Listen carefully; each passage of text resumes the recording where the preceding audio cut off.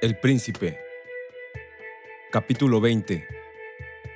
Si las fortalezas y muchas otras cosas que los príncipes hacen con frecuencia son útiles o no. Hubo príncipes que, para conservar sin inquietudes el Estado, desarmaron a sus súbditos. Príncipes que dividieron los territorios conquistados.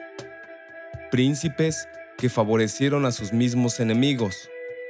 Príncipes que se esforzaron por atraerse a aquellos que les inspiraban recelos al comienzo de su gobierno. Príncipes, en fin, que construyeron fortalezas, y príncipes que las arrasaron.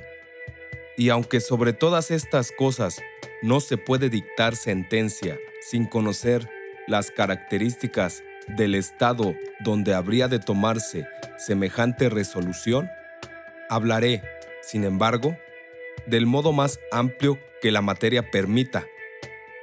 Nunca sucedió que un príncipe nuevo desarmase a sus súbditos.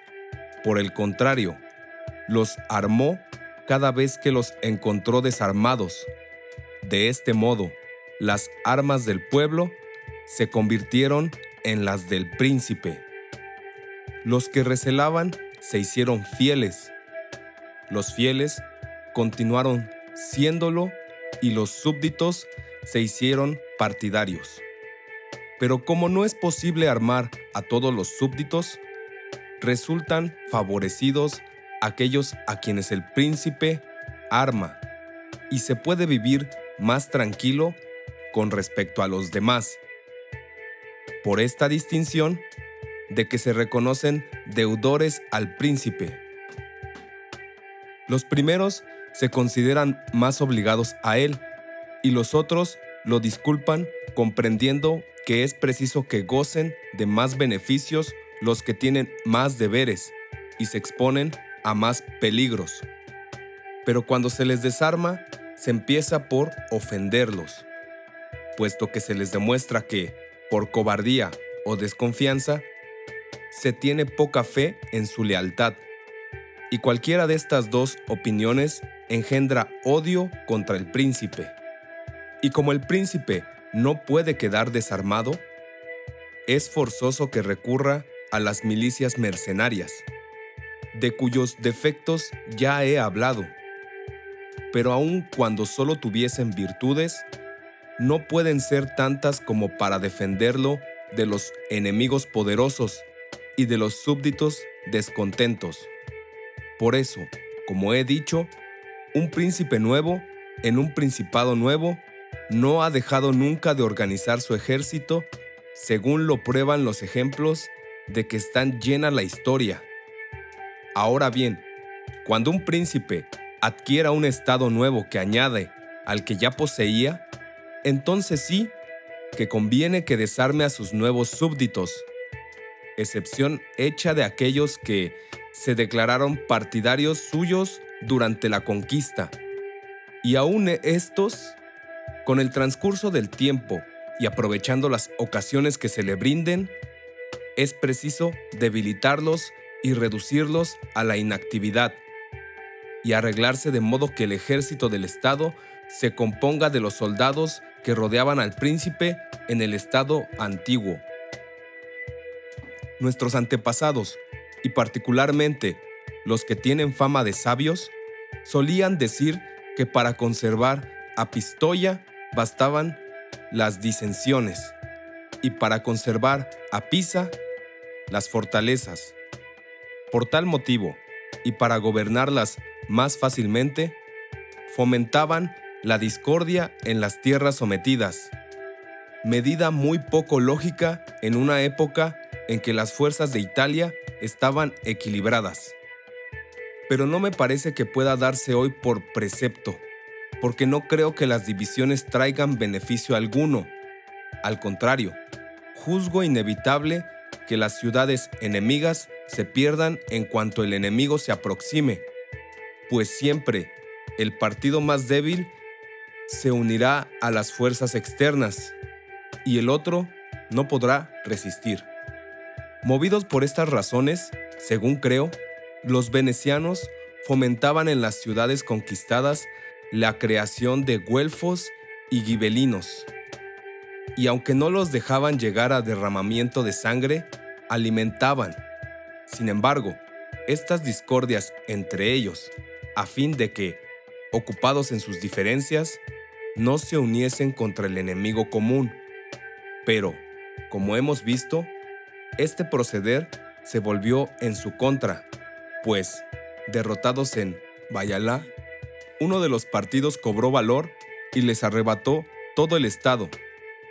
Semejantes recursos inducen a sospechar la existencia de alguna debilidad en el príncipe, porque un príncipe fuerte jamás tolerará tales divisiones, que podrán serle útiles en tiempos de paz, cuando, gracias a ellas, manejará más fácilmente a sus súbditos, pero que mostrarán su ineficiencia en cuando sobrevenga la guerra. Indudablemente, los príncipes son grandes cuando superan las dificultades y la oposición que se les hace. Por esta razón, y sobre todo cuando quiere hacer grande a un príncipe nuevo, a quien le es más necesario adquirir fama que a uno hereditario. La fortuna le suscita enemigos y guerras en su contra para darle oportunidad de que las supere y pueda, sirviéndose de la escala que los enemigos le han traído, elevarse a mayor altura. Y hasta hay quienes afirman que un príncipe hábil debe fomentar con astucia ciertas resistencia para que, al aplastarlas, se acreciente su gloria. Los príncipes, sobre todo los nuevos, han hallado más consecuencia y más utilidad en aquello que al principio de su gobierno les eran sospechosos que en aquellos en quienes confiaban. Pandolfo Petrucci, príncipe de Siena, gobernaba su estado más con los que habían sido sospechosos que con los otros, pero de este punto no se pueden extraer conclusiones generales, porque varían según el caso. Solo diré esto, que los hombres que al principio de un reinado han sido enemigos, si su carácter es tal que para continuar la lucha necesitan apoyo ajeno, el príncipe podrá siempre y muy fácilmente conquistarlos a su causa, y los servirán con tanta más fidelidad cuando que saben que les es preciso borrar con buenas obras la mala opinión en que se los tenía, y así el príncipe saca de ellos más provecho que de los que, por serle demasiado fieles, descuidan sus obligaciones. Y puesto que el tema lo exige, no dejaré de recordar al príncipe que adquiera un estado nuevo, mediante la ayuda de los ciudadanos, que examine bien el motivo que impulsó a estos a favorecerlo, porque si no trata de afecto natural, sino de descontento con la situación anterior del Estado, difícil y fatigosamente podrá conservar su amistad, pues tampoco él podrá contenerlos. Con los ejemplos que los hechos antiguos y modernos proporcionan, medítese serenamente en la razón de todo esto, y se verá que es más fácil conquistar la amistad de los enemigos, que lo son porque estaban satisfechos con el gobierno anterior, que la de los que, por estar descontentos, se hicieron amigos del nuevo príncipe y lo ayudaron a conquistar el estado. Los príncipes, para conservarse más seguramente en el poder, acostumbraron construir fortalezas que fuesen rienda y freno para quienes se atreviesen a obrar en su contra, y refugio seguro para ellos en caso de un ataque imprevisto. Alabo esta costumbre de los antiguos, pero repárese en que en estos tiempos se ha visto a Nicolás Vitelli arrasar 2 fortalezas en Città di Castello para conservar la paz. Guido Ubaldo, duque de Urbino, al volver a sus estados de donde lo arrojó César Borgia, destruyó hasta los cimientos todas las fortalezas de aquella provincia, convencido de que sin ellas sería más difícil arrebatarle el estado. Lo mismo hicieron los Bentivoglio al volver a Bolonia. Por consiguiente, las fortalezas pueden ser útiles o no según los casos, pues si en unas ocasiones favorecen, en otras perjudican. Podría resolverse la cuestión de esta manera. El príncipe que teme más al pueblo que a los extranjeros debe construir fortalezas, pero el que teme más a los extranjeros que al pueblo debe pasarse sin ellas. El castillo levantado por Francisco Sforza en Milán ha traído y traerá más sinsabores a la casa Sforza que todas las revueltas que se produzcan en el Estado. Pero, en definitiva, no hay mejor fortaleza que el no ser odiado por el pueblo, porque si el pueblo aborrece al príncipe, no lo salvarán todas las fortalezas que posea, pues nunca faltan al pueblo. Una vez que han empuñado las armas, extranjeros que los socorran. En nuestros tiempos no se ha visto que hayan favorecido a ningún príncipe, salvo a la condesa de Forli, después de la muerte del conde Jerónimo, su marido, porque gracias a ellas pudo escapar al furor popular, esperar el socorro de Milán y recuperar el estado. Pero entonces, las circunstancias eran tales que los extranjeros no podían auxiliar al pueblo, y después su fortaleza de nada le sirvió cuando César Borgia la asaltó y el pueblo se plegó a él por odio a la condesa. Por lo tanto, mucho más seguro le hubieran sido, entonces y siempre, no ser odiada por el pueblo que tener fortalezas. Consideradas, pues, estas cosas, elogiaré tanto a quien construya fortalezas como a quien no las construya, pero censuraré a todo aquel que, confiando en las fortalezas, tenga en poco el ser odiado por el pueblo. Capítulo 21. ¿Cómo debe comportarse un príncipe para ser estimado? Nada hace tan estimable a un príncipe como las grandes empresas y el ejemplo de raras virtudes. Prueba de ello es Fernando de Aragón, actual rey de España, a quien casi puede llamarse príncipe nuevo, pues de rey sin importancia se ha convertido en el primer monarca de la cristiandad. Sus obras, como puede comprobarlo quien las examine, han sido todas grandes y algunas extraordinarias. En los comienzos de su reinado, tomó por asalto a Granada, punto de partida de sus conquistas. Hizo la guerra cuando estaba en paz con los vecinos y sabiendo que nadie se opondría. Distrajo con ella la atención de los nobles de Castilla, que, pensando en esa guerra, no pensaban en cambios políticos, y por este medio adquirió autoridad y reputación sobre ellos, y sin que ellos se diesen cuenta. Con dinero del pueblo y de la iglesia, pudo mantener sus ejércitos, a los que templó en aquella larga guerra y que tanto lo honraron después.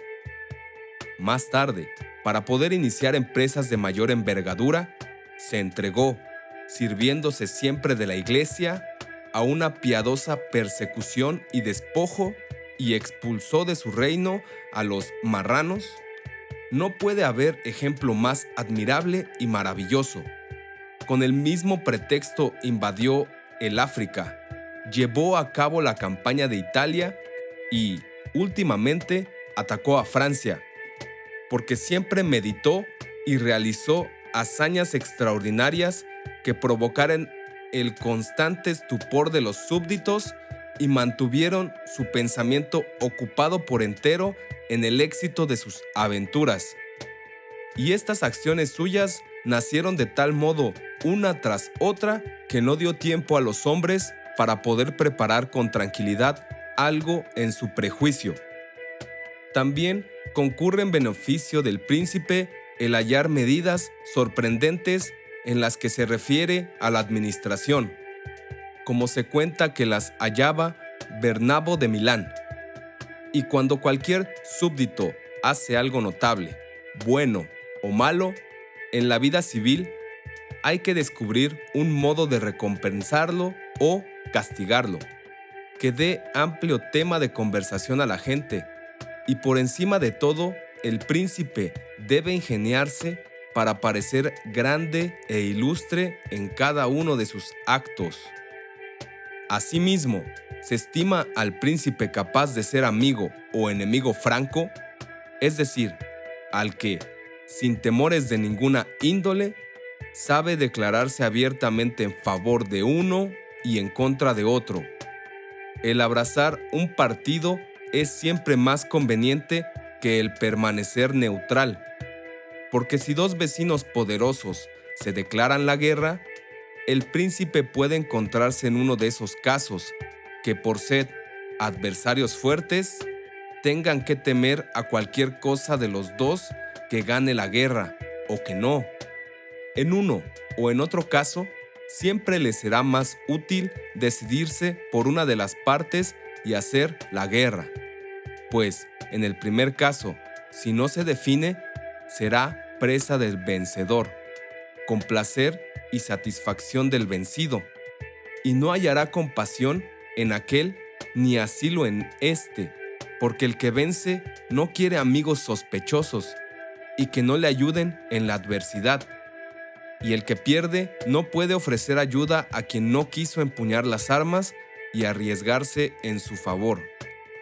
Antíoco, llamado a Grecia por los etoilos para arrojar de allí a los romanos, mandó embajadores a los acayos, que eran amigos de los romanos, para convencerlos de que permaneciesen neutrales. Los romanos, por el contrario, les pedían que tomaran armas a su favor. Se debatió el asunto en el consejo de los acayos, y cuando el enviado de Antíoco solicitó neutralidad, el representante romano replicó: «Pero los que dicen que no debes intervenir en la guerra, no es nada más impropio para tus propios intereses, sin gracia, sin dignidad. Serás la recompensa de un vencedor, y siempre verás que aquel que no es tu amigo te exigirá la neutralidad, y aquel que es amigo tuyo te exigirá que demuestres tus sentimientos con las armas. Los príncipes irresolutos, para evitar los peligros presentes, siguen las más de las veces el camino de la neutralidad, y las más de las veces fracasan. Pero cuando el príncipe se declara valientemente por una de las partes, si triunfa aquella a la que se une, aunque sea poderosa y él quede a su discreción, estarán unidos por un vínculo de reconocimiento y de afecto. Y los hombres nunca son tan malvados que, dando prueba de tamaña ingratitud, los sojuzguen. Al margen de esto, las victorias nunca son tan decisivas como para que el vencedor no tenga que guardar algún miramiento, sobre todo con respecto a la justicia. Y si el aliado pierde, el príncipe será amparado, ayudado por él en la medida de lo posible, y se hará compañero de una fortuna que pueda resurgir. En el segundo caso, cuando los que combaten entre sí no pueden inspirar ningún temor, mayor es la necesidad de definirse, pues no hacerlo significa la ruina de uno de ellos, al que el príncipe, si fuese prudente, debería salvar, porque si vence, queda a su discreción, y es imposible que con su ayuda no venza. Conviene advertir que un príncipe nunca debe aliarse con otro más poderoso para atacar a terceros, sino, de acuerdo con lo dicho, cuando las circunstancias lo obligan, porque si venciera, queda en su poder, y los príncipes deben hacer lo posible por no quedar a disposición de otros. Los venecianos, que, pudiendo abstenerse de intervenir, se aliaron con los franceses contra el duque de Milán, labraron su propia ruina, pero cuando no se puede evitar, como sucedió a los florentinos en oportunidad del ataque de los ejércitos del Papa y de España contra Lombardía, entonces, y por las mismas razones expuestas, el príncipe debe someterse a los acontecimientos, y que no se crea que los estados pueden inclinarse siempre por partidos seguros. Por el contrario, piénsese que todos son dudosos, porque acontece en el orden de las cosas que, cuando se quiere evitar un inconveniente, se incurre en otro. Pero la prudencia estriba en saber conocer la naturaleza de los inconvenientes y aceptar el menos malo por bueno. El príncipe también se mostrará amante de la virtud y honrará a los que se distinguen en las artes.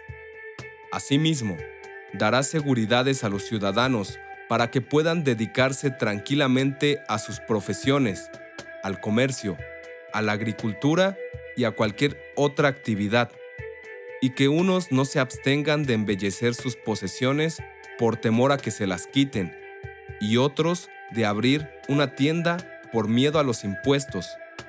Lejos de esto, instituirá premios para recompensar a quienes lo hagan y a quienes traten, por cualquier medio, de engrandecer a la ciudad o el estado. Todas las ciudades están divididas en gremios o corporaciones a los cuales conviene que el príncipe conceda su atención. Reúnase de vez en vez con ellos y dé pruebas de sencillez y generosidad, sin olvidarse, no obstante, de la dignidad que embiste, que no debe faltarle en ninguna ocasión.